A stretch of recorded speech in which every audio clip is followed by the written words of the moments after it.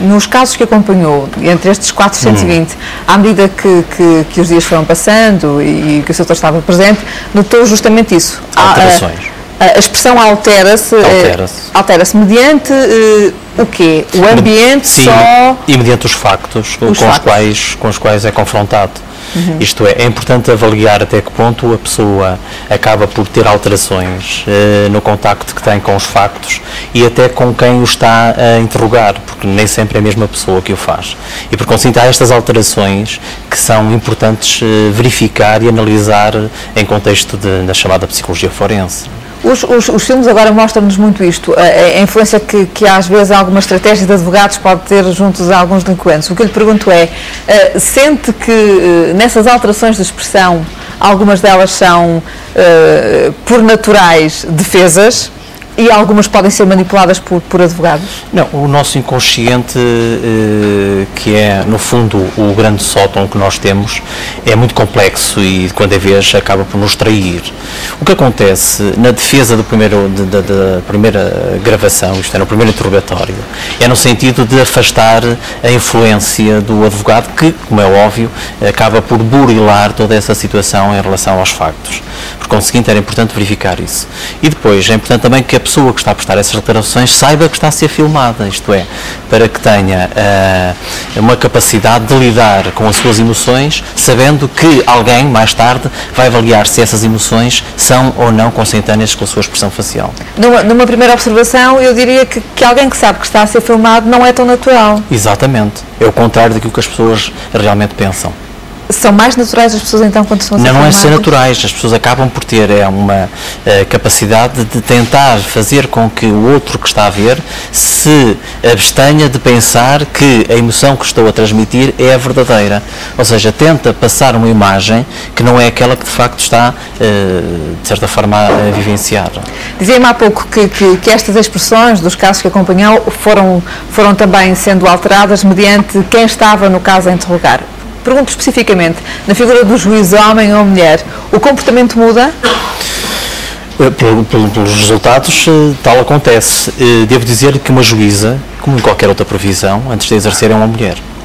E o juiz, exatamente a mesma coisa, antes de exercer é um homem. E por conseguinte, há sempre uma influência. Todos nós somos influenciáveis, por isso é que somos humanos. E também por causa disso é que se torna necessário que quem perceba da comunicação não verbal pode ter influência nas decisões que são tomadas a nível do tribunal. Na prática o que é que sentiu? Que uma mulher é mais facilmente... É mais emotiva. Mais mole? Não diria. Não, às vezes as juízas tendem até a aplicar penas mais severas para até demonstrar que são capazes de ultrapassar a sua própria emotividade. Aquilo que o resultado demonstra, e estou a falar apenas só dos resultados deste estudo, é que a mulher, de facto, seja juiz ou não, acaba por ser mais emotiva, porque percebe mais as emoções e acaba por também atenuar e ser mais favorável perante uma expressão facial, como por exemplo um sorriso fechado ou um sorriso superior, do que propriamente o homem. Mas registra também que uma mulher é mais permeável a um sorriso se vier de um homem, não de uma mulher. Exatamente. Porquê? Por uma razão muito simples, porque tem a ver com a relação interpessoal. A mulher percepciona mais no outro as emoções e principalmente no homem essas emoções acabam por ser, de certa forma e no imediato, mais depressa percepcionadas do que propriamente numa mulher, porque há muita competição entre as próprias mulheres no que se toca ao reconhecimento e à percepção das emoções. Doutor, o doutor acompanhou estes casos e o que eu lhe pergunto muito diretamente é, os juízes têm consciência do que me está a dizer? Eu não sei se eles terão essa consciência, consciência no sentido de terem a noção de que perante um determinado interrogatório, uma determinada audiência, estarem com a ideia perceptiva de que quem está à sua frente está a tentar fazer com que a pena seja diminuída. É óbvio que, como também diz o estudo, quando as penas são mais elevadas, não há contemplação, quer nos juízes homens, quer nas juízas, quer dizer, não há contemplação. Estamos a falar aqui em crimes de penas mais leves e, por conseguinte, aqui pode haver realmente essa influência. Se eles têm ou não têm consciência, era interessante também fazer esse estudo.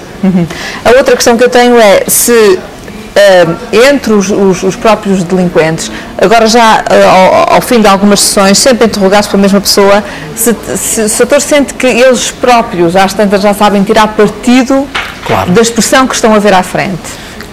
Nós, no imediato, através do nosso córtex cerebral, detectamos quando uma pessoa está bem ou não está tão bem.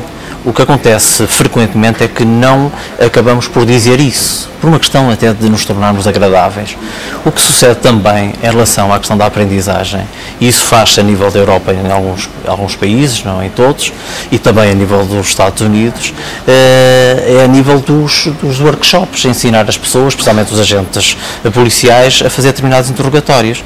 E é óbvio que se um delinquente estiver de posse de todo o manancial da comunicação não verbal, é óbvio que ele aprende e pode apresentar emoções representadas, mas não vividas. Doutora, a última pergunta que eu tenho é realmente muito pessoal. Porquê é que enverdou por esta área? Olha, foi há 20 anos, há cerca de 20 anos, e foi por causa de um sorriso de uma mulher. É uma boa resposta. Boa noite, muito obrigado por ter vindo às 21.